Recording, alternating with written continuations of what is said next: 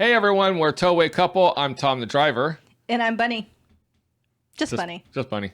So we are on number 3 of 3. Yes. So we first talked about checking your VIN. Yep. Very, very important. Then we talked about making sure the location that you're going to deliver to actually exists. Yes, because they're not always true. They're not always true on the BOL. This one is making sure they don't require an appointment and making sure that somebody's going to be there to check in your trailer. Yes, because you know what? Our motorhome. Or motorhome, especially a lot of your camping worlds now, they say Saturday and Sunday deliveries. Not all of them have Sunday deliveries. Even though it's a nationwide mandate from their headquarters, they don't do it. Right, because you know what? They're not all massively big. They might be small. They might not have the manpower to check somebody in on a Sunday. Right. So we do our due diligence. If our BOL says call ahead to schedule delivery time or call ahead, whatever, we do exactly what's on the BOL. We don't want any issues. We don't want any problems. No, and typically when we're pulling out, I'm calling them and letting them know that we're on our way. And an approximate. An ETA. And an ETA. Now, some of them will only have delivery times available. Mm-hmm. One we delivered to in Alabama, Good Hope and Coleman, and where's the other one? Decatur. So those two locations are very small locations, and they don't have a lot of room to bring stuff in. So they have 9, 10, and 11. And one because of lunch drop off. So they only take 4 trailers or motorhomes a day. No sneaking in, no doing nothing. We did kind of bribe the guy at the Coleman one, and I brought him a couple of double cheeseburgers and everything. And I actually asked him, I said, hey, how strict are you with these times? Because man, it's a nut buster to drive from Indiana to be there specifically. If there's traffic, especially that location, if you can actually pull that one straight in within about a half an hour of your time. Yes. So, and we learned that one the hard way. That was actually our first haul. Yeah. Because we had to come back home to drop off half the crap that we loaded in the truck. So don't watch that video. and so that was our first haul. And we had to sleep in a rest area because... No, we had to sleep at the Pilot truck stop. Right. Literally right down the road. Yeah, right across the street. Because we didn't call in time to get a time. Yep. So we had to wait till the next morning and hope, mind you, that they had a time. They did have a time. So we were very, very lucky. However, if they're getting 4 trailers a day every single day, someone might have called a day earlier. Mm-hmm. Or the night before and booked all those spots. Do you know what they would have told us? Sorry, you got to wait. And that would have meant we would have been in that Pilot truck stop for 24 more hours. Right. So after being there for 10 hours. Now, so that would have been a 34-hour sitting there in a parking lot doing absolutely nothing because we have a trailer behind our truck. Right. So it's very, very important the minute you pick that up to give them a call, let them know you're on your way. What are your specific hours? Because there might only be one person that's going to check in that unit. And they're at that location, there is only one guy. And they're taking the day off, the day that you plan on coming in. Yep. So you got to be very careful when you dispatch. Mm-hmm. You want to make sure once you dispatch, you call them to make sure someone's going to be there and what times are available. There are a lot of drivers, and we don't understand it, but you know what? It's their life. They just refuse to call anybody. They refuse to call to make sure the location's correct and the delivery times. I've even asked them, I'm like, what if they refuse you? And they're like, haven't been refused yet. This place would refuse. Yeah. They straight up told me, because I asked them, I said, what if we were to just drive in? They're like, if there's a semi truck with 3 trailers on it and it's going to take us 3-4 hours to check all those trailers in, we can't get to you. We're going to send you down the road until the next day or until we have an open spot. Right. They said they might try to work with us, but... And a lot of like he said, their area is small. And the streets into their areas are small too. So you don't want Can't to just really turn No, around. you don't want to be stuck there. You want to pull in and unhook so you can turn your truck around and leave. Yeah, yeah. So we thankfully don't get often to where we have to schedule drop off times. Right. And especially, coming back in, a lot of these are Monday through Friday only. So you definitely want to schedule your time on your pickup.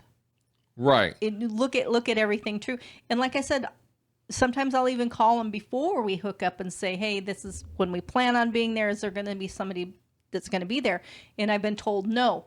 So we just got a hotel for the night. Right. And we're like, we don't want to be sitting in a parking lot. No, there's no sense in busting our butts to get it there when we have to sit for a day. Exactly. I mean, we were begging one, and we're like, your service closes at 6 p.m. We can be there by 6:15 from our navigation. Can you hold someone there a half an hour? And they're like, no, you need to be here by 5. Now we have, on the flip side, we have had dealers work with us. Oh, we're calling and calling and calling. We're stuck in traffic, and they kept somebody there. They kept someone there, and they got us checked in, and we were able to make our way back to Indiana. And they're only going to be as nice to you as you are to them. Now, there are a couple occasions we are not going to tell you anything about them. We love them. We literally pull in. They ask you sideswipe anything? Nope. They sign off, and you're out of there, like in 2 to 5 minutes. Mm-hmm. I mean, they're signing off on the paperwork before I can even unhook. So I won't tell you who they are. We love delivering to those 2 companies, and we will use those in our back pocket. It's easy money, very fast, efficient. There are some that we're not going to deliver to again, and I'm not going to tell anybody that either, because that's just it's wrong to do that. And just we because make mental notes on who makes sure that we get out of there. Just because it didn't work for us doesn't mean that it's not going to work for somebody else. Exactly. Yeah, because it all depends. And it could just be, because we've run into this one too, that person, somebody's having a bad day, and a bad day can turn really bad on a driver. We had one Camping World, and the guy, it took him about an hour and a half to come out to us and everything. Mm-hmm. And we were fine. We were all unhooked. He told us to go ahead and unhook and everything, just leave the battery on. We unhook. We were just kind of just chilling. As a matter of fact, some people came up and were asking us about transporting because we had our placards. Correct. And they knew we were transporting. So we were busy just talking to people. And the guy comes out and he says, you know what? He goes, I appreciate that you were able to sit here and wait without complaining. He goes, your number 11 delivery today. And some of the other transport drivers are yelling at me because I'm invading in their time. He goes, but we're running a business and I have to help the customers first. And when I get a break, I run out and I get you guys checked in and I have to go back in to help customers. And I said, we understand. We're not in any hurry. We're fine. Customer first. And in the back of my mind, I'm thinking, man, it'd be nice to get out of here. But the fact is he explained it and I understood that. Yes, absolutely. And I went in and I actually thanked him for getting us all checked in. And one of the decals came off when we were driving. We actually made note and sent it to our company and everything. We thought for sure we were going to get driver damage on it. And we didn't hear anything. Well, we delivered the unit. And we were actually told to go ahead and deliver the unit. And they would fix it there. So we delivered the unit, and the guy, the first thing he noticed was one of the letters missing off of it said like limited, and it was the raised individual letters, and the E was missing. And he goes, oh, you're missing an E, and my stomach just turned into a knot, and I'm thinking, how much is this letter E going to cost me for some guy to wipe the glue off? And restick it, and then to mail it, because they charge you for everything. This little E isn't a $5 E. It could be $400 after an hour, $150 an hour labor, and it adds up. And he goes, don't worry about it. It happens all the time. But I'm still waiting. They have a year to file a complaint, and I could still be responsible for that letter E. I don't know. I'm hoping I'll never hear from it again. Right, and and then on like you said, you're only treated as nice as you are. We were in another another dealer, and the guy, I don't know if he was having a bad day or if he is just not a nice person. I don't think he's a nice person. He went off on another driver. And Well, first he was going off on his own employees. Yeah. I And thought then it he was pulled in another there. transport driver yelling at the staff there, and I was thinking, wow, that's ballsy. And it was all over lunch because we got there when they hit. It was 1:30 in the afternoon. Yes. They And just he's took like, a late lunch. They took a late lunch, and he's like, we have a right to eat too. And He started throwing out all kinds of legal workman comp laws and everything. And because I asked is this where we're supposed to come to get signed off? And he kind of threw an attitude towards me, and he's like, yeah, if you'll let us finish our lunch. And I'm like, no, that's fine. I just, that was nice. yeah, that was the nice part. I'm like, that's fine. I said, I just mental no, we know not to deliver at lunchtime. But we'll tell that in another story. We'll actually tell that story. But yeah, the other driver said something to him, and the other driver wasn't having no part of it. I understand. We had already been there for about 2.5 hours. They had already checked and it us was in. like 110 degrees. It was outside. 110 degrees, and they're in their nice air conditioned building, and they made us stand outside in the hot sun, knowing it was just blazing hot, and I was upset.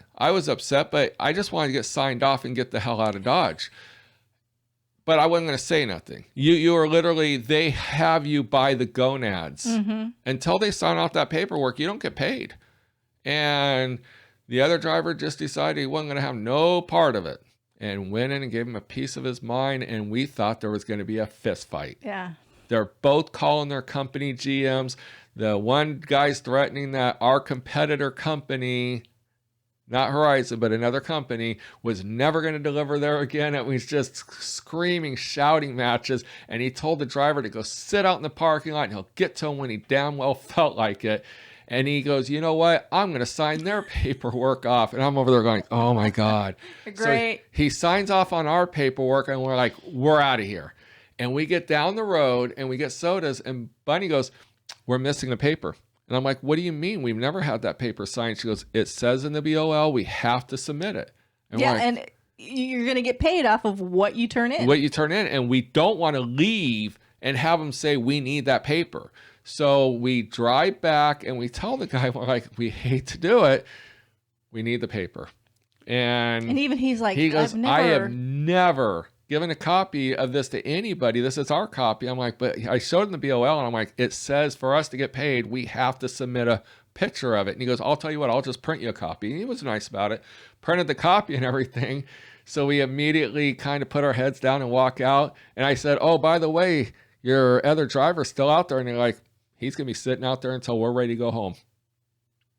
And we got there at 1:30. They weren't going home till 6, 7 at night.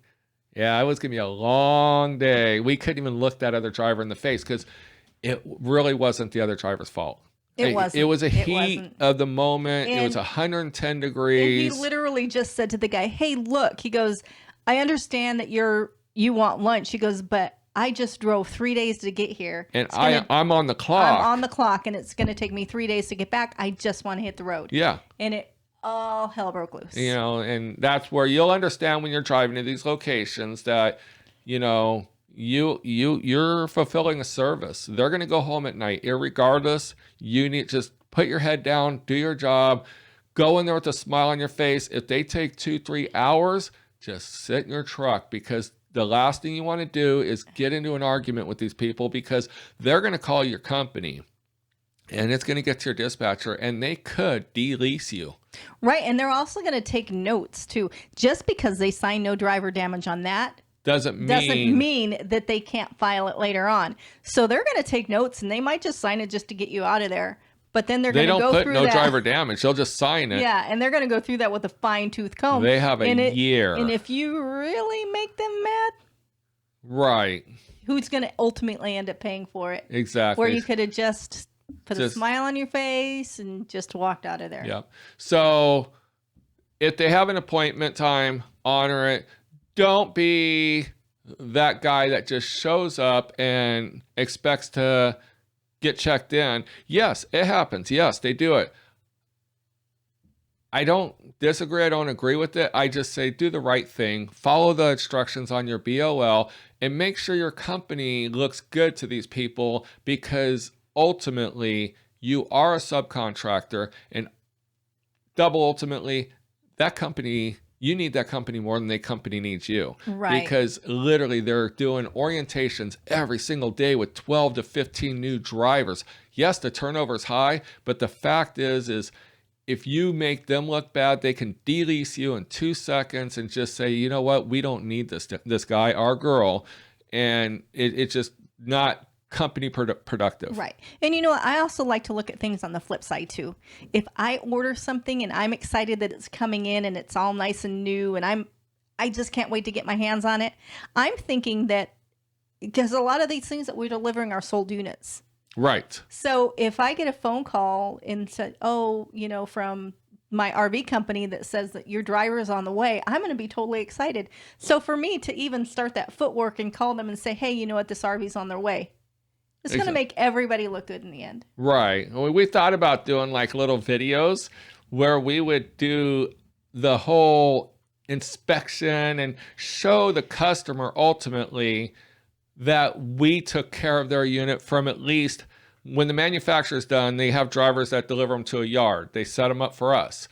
From that point, we wanted to show the customer that we respected their property, and we were planning on doing a whole video and taking pictures of the RV in front of like signs or different things. And then we were going to compile it and use the VIN number as the code of the video. And we just didn't know if that would go over, so we just decided not to do it. Yeah. And we were just going to do it to be nice. But how cool would it be if you were going to buy an RV and the salespeople said, oh, by the way, the people who delivered the RV, they did a video on YouTube, and here's a copy. Here's their card. Go type in your VIN number, and you'll see how they inspected it and brought it out to you, and all the little photos and everything, because that would just be fun to have. Yeah, it would be. But we decided not to do it. So like we said, just give them a call, set up a time if you need to, find out exactly when you need to be there. Sometimes I've even asked, hey, you know what, I know them coming in around lunchtime. Are there going to be any delays for lunch? So that tells us if we need to go to lunch. Right. And build relationships. Absolutely. Like at the one place the 2 places we won't tell you about, we have such a great relationship with those 2 guys that check in that, I mean, like I said, I brought one double cheeseburgers. Yeah. And the other guy, didn't I bring him sandwiches? Or I was going to bring him sandwiches, like sausage muffins. We haven't gone back there yet. Yeah, we haven't gone back yet, but when we told him where we were going to eat, he said, oh, that's a great place. So I thought I'd buy the whole crew sausage not McMuffins, but muffins or whatever they are. So, all right. So until next time, just think of it as your company. You don't work for someone else. You work for yourself, and everything you do is reflected on you personally. Absolutely. All right. So have a good day. See you soon.